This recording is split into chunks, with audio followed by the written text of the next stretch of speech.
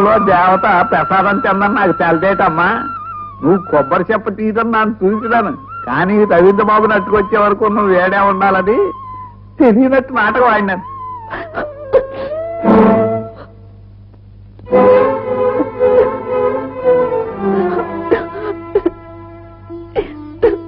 రజని, ఇంతకాలం ఇంత ధైర్యంగా ఉన్నదానివి ఇప్పుడు నన్ను చూడగానే ఆడదాని అయిపోయావి. మీ కుటుంబాన్ని నేనే నాశనం చేశానని, మీ అన్నయ్యని నేనే చంపానని మీ వదిన అనుక్షణం కుమిలిపోతూ నన్ను చంపిస్తుంది కదా. లేదు రజని, అది కేవలం నీ భ్రమ. నిజం నిరూపించబడితే నువ్వు నిర్దోషిగా విడుదలవుతావు. కానీ నీకు తెలిసిన నిజాన్ని నిర్భయంగా నువ్వు కోర్టులో చెప్పాలి. ఆ రోజు స్కూల్లో మన మీద దాడి చేసింది ఎవరు? అసలు ఆ రోజు ఏం జరిగింది? వాస్తవాన్ని నువ్వు ఎందుకు దాచేస్తున్నావు? ప్రమాణంలో ఇంటికి ఎందుకు వెళ్ళావు? చెప్పమ్మా, చెప్పు.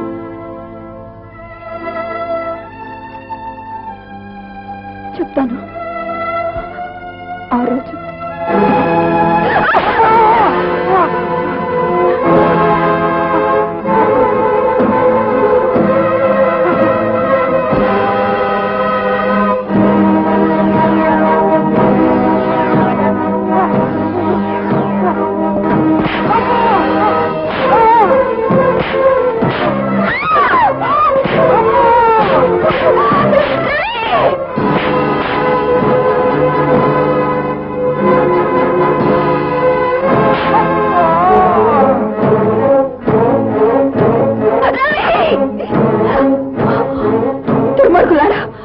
అన్యాయంగా ప్రాణాలు పొట్టలు పెట్టుకున్నారు. నువ్వే కోర్టులో ఈ నేరాన్ని నువ్వు ఒప్పు తీరాలి. లేదో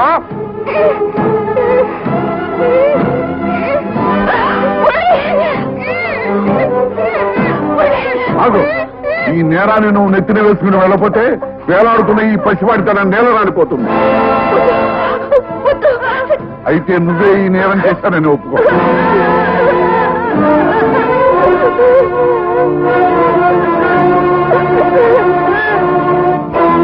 ఆ దుర్మార్గులు మురళి ప్రాణం తీస్తారన్న భయంతో కోర్టులో ఈ హత్య నేనే చేశారని ఒప్పుకుని శిక్షకు సిద్ధపడ్డాను. కానీ నాకు శిక్ష పడినా మురళిని ప్రాణాలతో ఉంచాలన్న భయంతో దౌర్జన్యంగానే నిజాన్ని నిరూపించాలని కస్టడీ నుంచి పారిపోయి వచ్చాను. ఈ పూజారి గారి సహకారంతో ఈ దేవత నీడలో రహస్యంగా ఉన్నాను. బాబు, ఏంటి బాబు? పాపాత్ముల్ని సంహరించడానికే ఆ దేవత ఈ ఆయుధాన్ని ధరించింది. దేవుళ్ళ లాంటి అన్నయ్య ప్రాణాలు తీసిన ఆ కాళేశ్వరరావుని చంపి ప్రతీకారం తీర్చుకుంటాను. నిజమే బాబు, ఆ దుర్మార్గుని సంపదని మేము ఎవరో అడ్డం పడం. కానీ మీరు అట్టా చేస్తే వాళ్ళ చేతుల్లో ఉన్న మురళి అవుతాడు. అది ఆలోచించు బాబు. అవును రవి, మొదటి మురళిని కాపాడి ఆ తర్వాత ఆ నీచులకి బుద్ధి చెప్పు.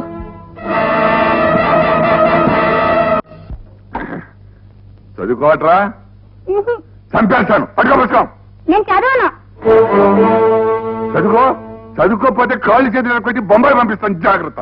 అలాంటి దిక్కుమాల పనులు చేశావు కాబట్టి నీ కొడుకు చదువు అవ్వడం లేదు. లోపల బాబు.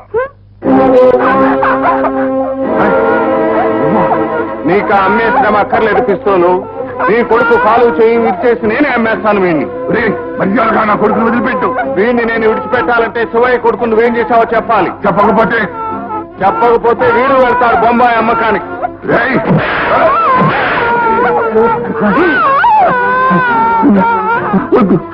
నా కొడుకు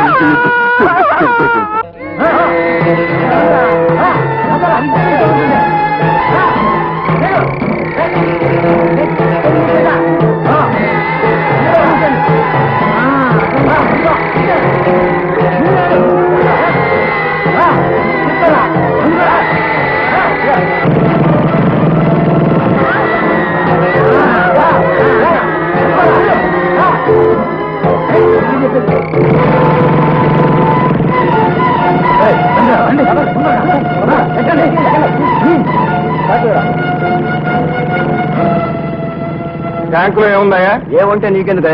పోనేరా, పోనీ.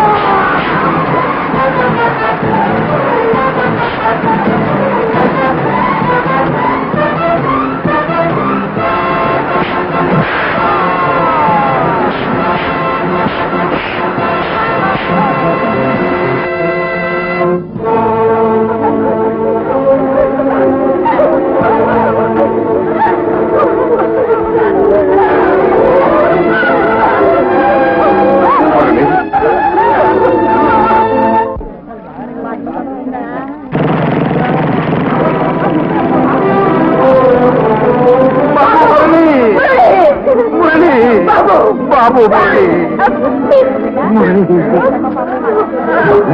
ఏం జరిగిందిరా? ఏం చేసి అయిపోయావు? ఏం జరిగింది? గంగా నీకు మాట్లేదే. గంగా మన బిడ్డను అభిషేకం చేసేసారే, 2 చేతులు ఇరిచేశారే గంగా.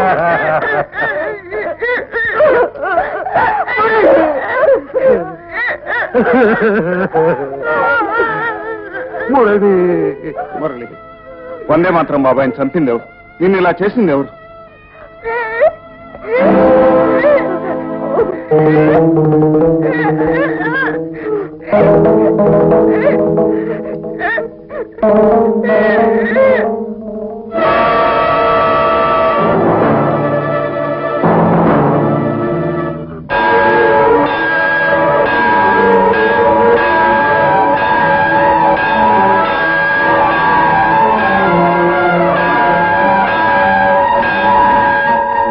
సరస్వతి నమస్తుభ్యం అని దిద్దించవలసిన చేతులతో ఈ చిన్నారి చేతుల్ని అవిసిపోయేలా చేసిన దుర్మార్గులు ఎవరో బయటికి రండి.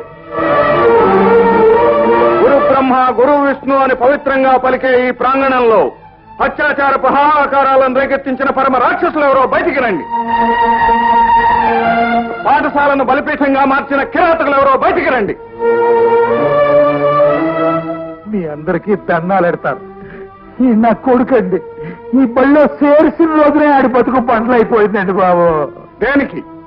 మీలో ఉన్న ఒక ఉపాధ్యాయుణ్ణి ఈ పసివాడు హంతకుడుగా గుర్తించాడు గనుక చెప్పండి.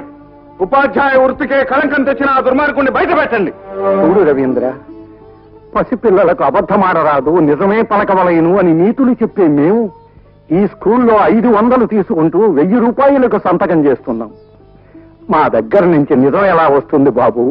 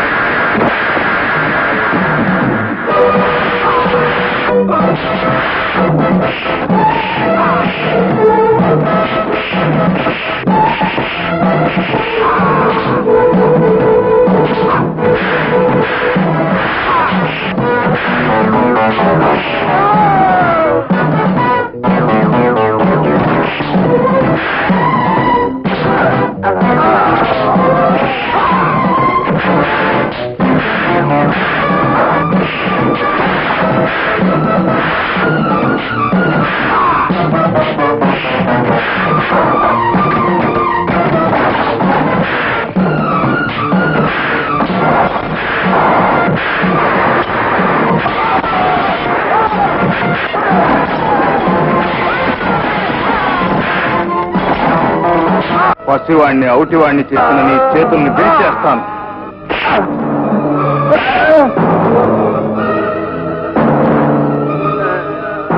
ముద్దు మాటలు చెప్పే ఆ పసివాణ్ణి మూగవాణ్ణి చేసిన నీ నోటిని ఈ యాసిడ్ తో శాశ్వతంగా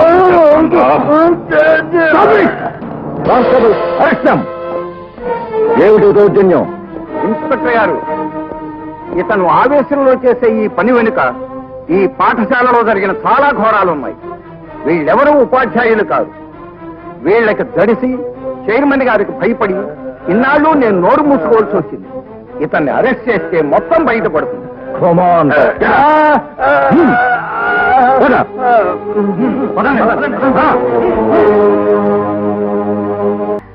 నా బాధ మీరు అర్థం చేసుకోగలరనుకుంటాను. అర్థం చేసుకుంటవే కాదమ్మా, నీ చెల్లెలి జీవితానికి కూడా ఒక అర్థం కల్పిస్తాను. తప్పు చేసిన నా కొడుకు చేత నీ చెల్లెల మెడలో తాళి కట్టిస్తాను. చాలా కృతజ్ఞరాలనండి.